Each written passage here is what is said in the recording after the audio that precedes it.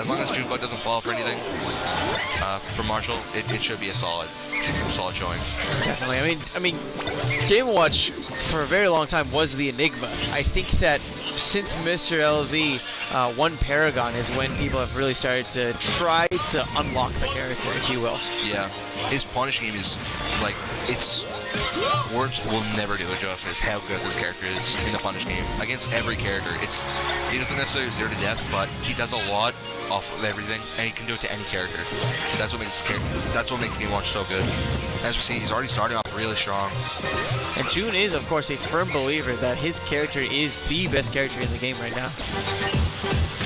I honestly, I'm inclined to agree. Yeah. Diddy Kong is so good. Like, you talk about a character, when you look at Game & Watch, it's a character who gets really strong punishes off of everything.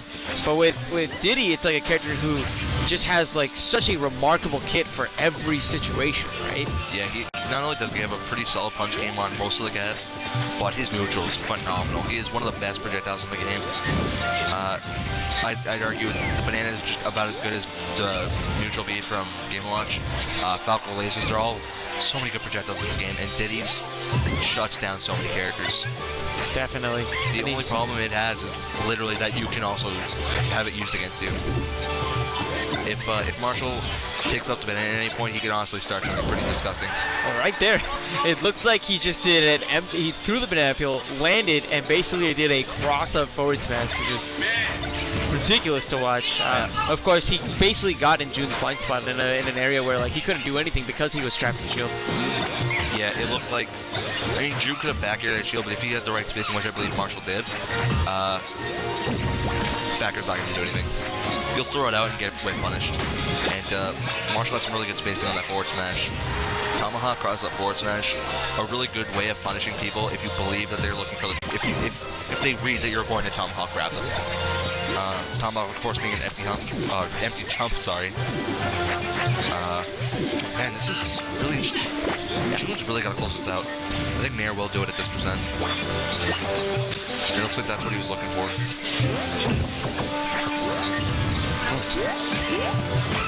Back throw. Wow. I'm honestly surprised, given how light Game & Watch is, that didn't KO. Yeah, and it looked like they had good DI, but it was 170. Wow, Marshall, really strong showing so far. Has a potential full stock lead on June if you get the set guard. Where did he go? He got hit by both Bacons. That was so funny. Oh my goodness. People screaming Muck Life in the background, trying to give some support to the boy from Wisconsin. Yeah, wow. He just took apart June's recovery there. I love that he never let up. He didn't choose a different option, trying to get the kill any earlier. He kept his positional advantage, kept down tilting. If you sweet spot that down, if you get the perfect spacing on it. Wow, that reset. Yeah, that down tilt. If you hit with the center hitbox, because hitboxes are bubbles, right? And they're all, I believe, perfect circles. The center of that hitbox hits really low below the ledge. And he had the perfect spacing every time. And man, June down a full stock. Again, and it's such a deficit, but we've talked about it before. The level of player that he is, in my opinion, unchallenged. He really is showing that like he's one of the greatest ever done it. Yeah, and he doesn't crack under pressure, but his recoveries have been kind of lackluster. It's been tough. I mean, Marshall's just been keeping it consistent and simple. Another down tilt. And the down smash that time, equating for that higher recovery, and June is going to be losing game 1 again. Wow. This is the second time in this block that we've seen June lose this first game. Yeah, I mean, the first one, it looked like he was having fun with it. This one, It was no fun. Enjoying himself. And he's actually going to be content to run it back here. Wow, that was very, very, very strong showing by Marshall. Getting a little cheeky taunt in there because Diddy takes so long to recover apparently that he has time to just stand there and maybe get in Junebug, trying to, at least attempt to get in Junebug's head. I don't think the taunts would really affect someone of his caliber though. It does a lot on the mentality, right? Just when you're in that position and you're just trying to recover and again, and your opponent is edge guarding you effortlessly. I mean, that hurts. He stood still on the right side of the stage and the left side of the stage. And just look at the mental wear and tear. Might be too much, even for a champion of Junebug's caliber. That's going to be stock one with Muck like Marshall not taking a hit in that entire exchange. That was a very beautiful stock. They got him off stage again. It was the same thing that we just saw. Same stage, same setting really. June down a stock, working his way back up. Oh man, that jab was so good. But then June set and shield, and that was really not the appropriate decision. His utility off of jabs has been remarkable in this set. Game 1's jab is like really tricky to deal with. Such an amazing tool. It's frame forward, not the fastest jab in the game, but it does the job, and it's got a lot of range on it too. June grabbing onto that peel. He knows that if he can get the knockdown, he can get back into this game, but Marshall has been playing so slippery that he hasn't actually come in contact with it. Last time getting a knockdown, not getting a whole lot off of it. Really knows how critical it is to get as much as possible in these moments. And Marshall is still at the initial stock.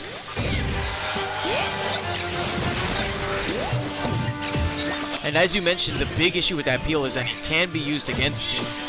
Yeah, imagine giving a character like Game & Watch a free grab setup off of a projectile. That's terrifying just to think about. Certainly. Uppy's out of that combo. That frame 3 combo starter. It's a combo start. It looked like there was a combo breaker as well. Yeah, that. Honestly, if Marshall had gone for forward air there, that definitely would have been the stock. If he drifted in with that in air, he would have had that stock. But he's taking a bit of percent. Game Watch relatively easy to kill. One of the lighter characters in the game. June not far from putting him in a spot where a banana confirmed could put him in a really bad spot. Ooh, great use of that peel. Another issue for June to deal with. Down tilt. I don't know if he's going to be able to make this back yet again.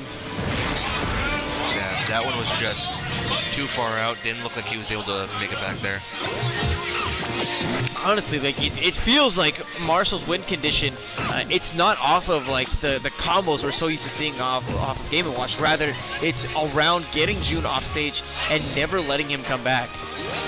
That was some really bad DI, and I don't know, I really don't like it when a Game & Watch recovers with up B first. They get to save their jump, but they have to expend their double jump to get back on, and if they have to grab ledge, they can't throw out a move, whereas up B's an active hitbox. But now June's in the lead off of that exchange, and this is looking real good for June. Just as helpless as June feels off stage, on these tech chases, you can't help but feel helpless when he gets his hands on you. Knockdown into F smash, and June's right back into the game. June playing this lead immaculately. He's got it. If he just camps him out, use that pop gun a little bit, abuse the banana on whiff punishes, he's definitely going to take this lead really far. I wonder if Marshall's in one of those state of minds where I just took a game off Junebug and I got a lead. This is looking real pretty. And then something happens, maybe a missed input, bad edge guard, bad recovery, and all of a sudden he's down again. Oh yeah. When you're feeling that high, sometimes it can be a detriment to you because the little losses hurt that much more.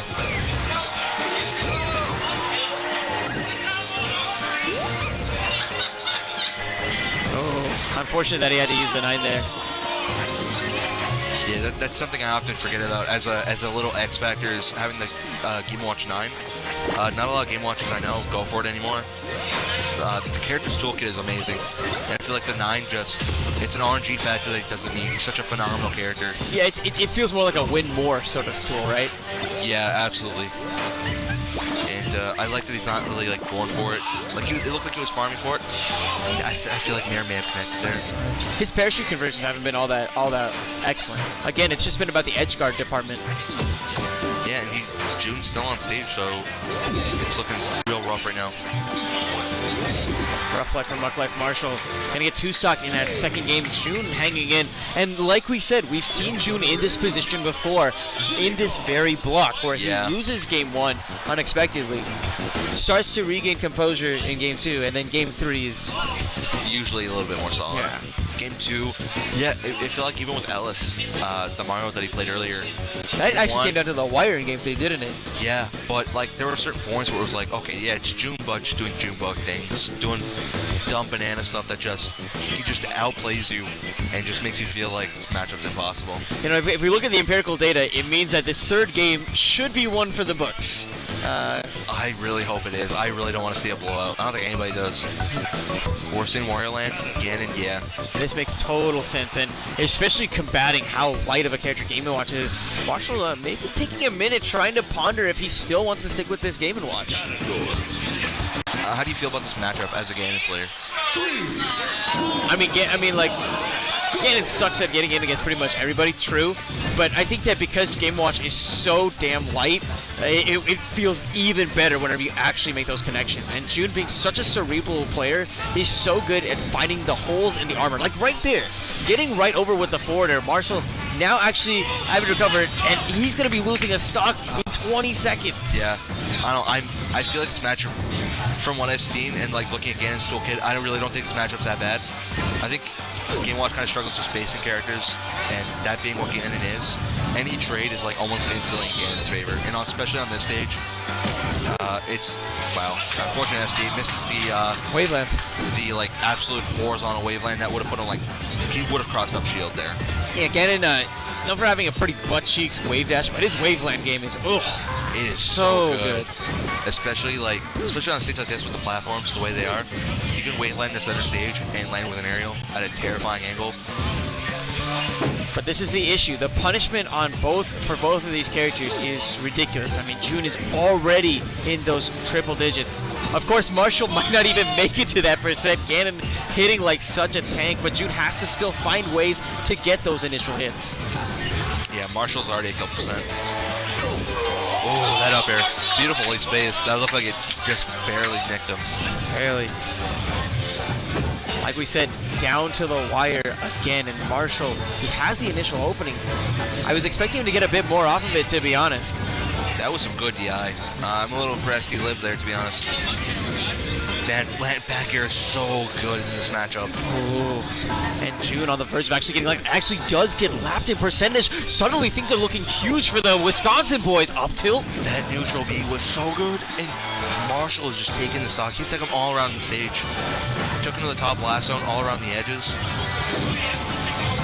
True, man. I honestly feel like since that recovery mistake that he made, he has not been able to regain composure, and it shows. Now Muck Life Marshall, one stock away from making a massive upset for the folks watching from Wisconsin. Yeah, definitely the hometown hero right now. And in a great spot. All over June at this very moment. He can't get in. June, however, finding the opening, the overextension from Marshall there. He's made a comeback before. Can he do it again? Beautiful, beautiful adaptation from Marshall with the down tilt. Oh my goodness, that could have been it. But this is Junebug. That might be it. Yeah, I don't really bad spot. June gets saved by the recovery of Marshall. Oh my goodness, this is so close. Sour spot. June boxed out, and that's going to be it. Muck Life Marshall, a magnificent upset, and Junebug getting sent home to the loser's bracket incredibly early. Wow, that was... I'm impressed. I saw this Game & Watch yesterday, and that's all I knew about him was he's not bad. He's definitely not bad. Definitely took out the first seed, I would assume, with this tournament. I'm assuming. That was impressive.